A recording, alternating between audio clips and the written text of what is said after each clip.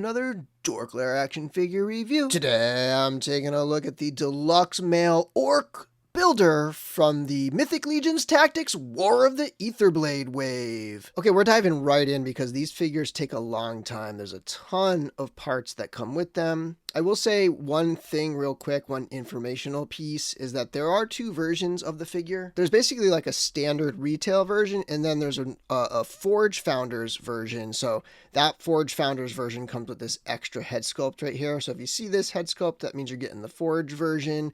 If not, then you're getting the standard version.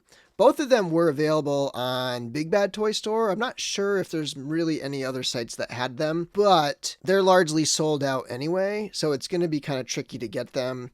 So I apologize to those of you who are watching this video and you have no way of actually obtaining them. So if you are looking for this, make sure you stalk Big Bad Toy Store page to see if maybe somebody drops one from their pile of loot, because yeah, these things are pretty much gone, unfortunately. But that's not going to stop me from doing a video review, and look at that paint job on that Vorthog head sculpt. Very nice looking war paint there. And again, this is a builder, so there's really not a lot of new parts here that we haven't seen in the line before. In fact, everything is reuse of some sort. Although we do get a new color strap, which is pretty cool that we're getting these different straps now. So the Orc torso in terms of color is pretty close to like the original Orc color. For example, right here on the right, I have the Colosseum Orc. And you can kind of see like there's a little more shading in the kind of browns and the reddish shading there on the Colosseum Orc. You know, you could swap heads, I think would be fine, though I don't think you would swap like an arm or something. So they're, you know, they're in the same realm. And then I do have Vorthog parts on this kit bash so that you can see, you know, the color comparison there. It's fairly close. Vorthog, again, maybe slightly darker. Definitely Vorthog is a little tone-wise a little more similar to this builder than the Colosseum Orc was. And then for the armor color, I didn't find a match for that. I thought initially maybe the Cavern Dwarf would be kind of close. And with the naked eye, it does look a little closer than it does in the camera, but definitely in the camera, this is a lot darker. But it has that kind of coppery color to it, just with some, almost like maybe some dark wash on top or something. Very, very metallic. One of the nice things about the deluxe kits is that they did add some of the paint details on the armor with those little dots there of gold. And then you can get a look at the Orc armor on the feet. I do love the shine. I love the metallic look of these. Of course, it's got the traditional loincloth here that they've started replacing in the newer figures with actual cloth, but this one being the soft sort of vinyl-like plastic. For me, the highlight here is that we're getting another full-on Orc, and it's just got all the kit and stuff. I mean, it's been a long time since we've had a green bare-chested Orc. We've had Vorthog, we've had the reissue of the Orc Legion builder, but those all had armored torsos, so this is nice to get this kind of core classic Legions type look again in the line. Next, let's get a look at this guy with a few other figures. For height, he does stand just under 7 inches, maybe 6 3/4 inches. First, here he is with some other Tactics figures. This is from the Gorgo Attila 2-pack. Obviously, I have the red demon head on Gorgo here, but this pack is incredible. I do highly recommend it. You can check out my review of that one right here. And then here he is next to that Colosseum Orc on the left, and on the right is a Xylernian Guard kit bash that mixes in some parts from Bryophytus. Next up, a couple 2.0 figures. On the left is a kit bash utilizing Ravana and the Shadow Elf Warrior, and on the right is Swig. And just two more 1.0 style Legions figures. We have on the left the Xenothon Ilgar kit bash, and on the right is a deluxe Legion Builder skeleton with a Von Burke Customs head sculpt. Here we have a NECA Ultimate War Duke from their Dungeons and Dragons line on the left, and on the right is the Animal Warriors of the Kingdom Trunari Legionary. The true star of the show here are probably all the crazy accessories that it comes with, and this head sculpt's got a lot of nice little detail. This is that bonus head That will only be included if you get the Forge version. One of my favorite heads in Mythic Legions is this helmeted orc head. It comes with one of those. It even comes with a Vorthog head that does not have the war paint on there. And of course, it does have the classic unmasked orc as well. It comes with multiple sets of shoulder pauldrons. It has this,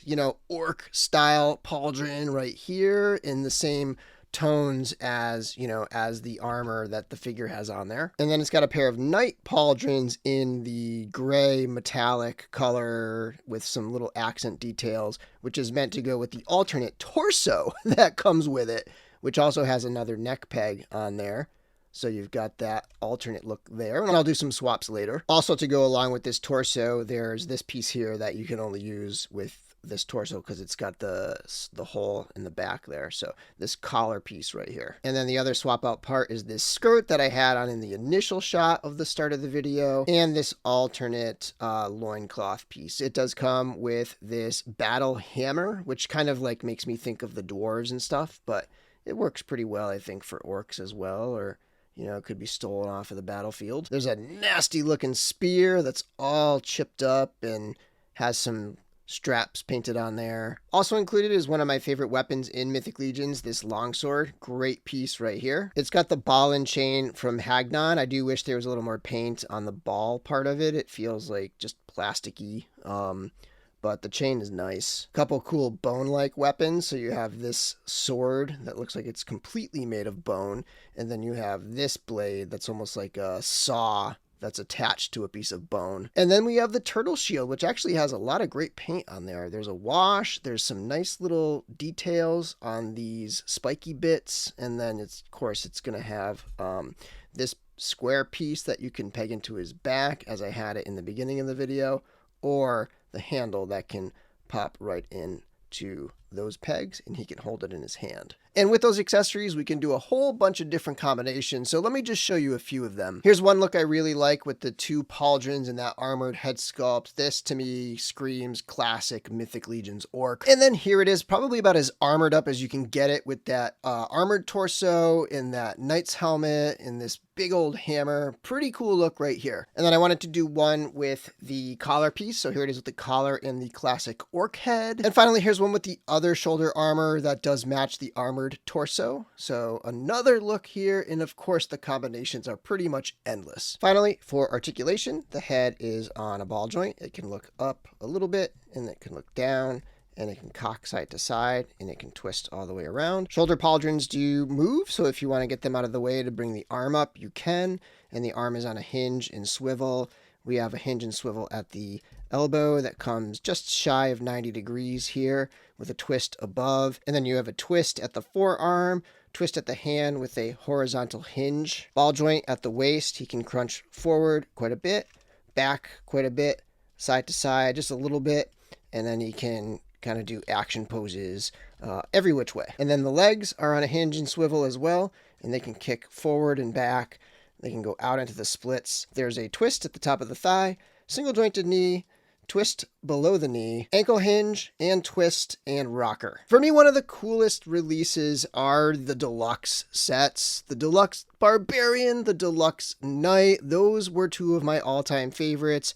They are a great introduction to the wave. It's a shame that these are not really available anymore, because this is an awesome first figure for anybody getting into the line, because it gives you the true taste of Mythic Legions, which is customizability, popping and swapping, and trying to just like create the combination that you like the most. And this figure comes with so much stuff that it just makes that activity a lot of fun. Interactive action figures, kind of creating your own characters. That's what Legions is all about, and this is a fantastic example of the Mythic Legions line. Anyway, thanks for watching my review, and until next time, may the Force be with you.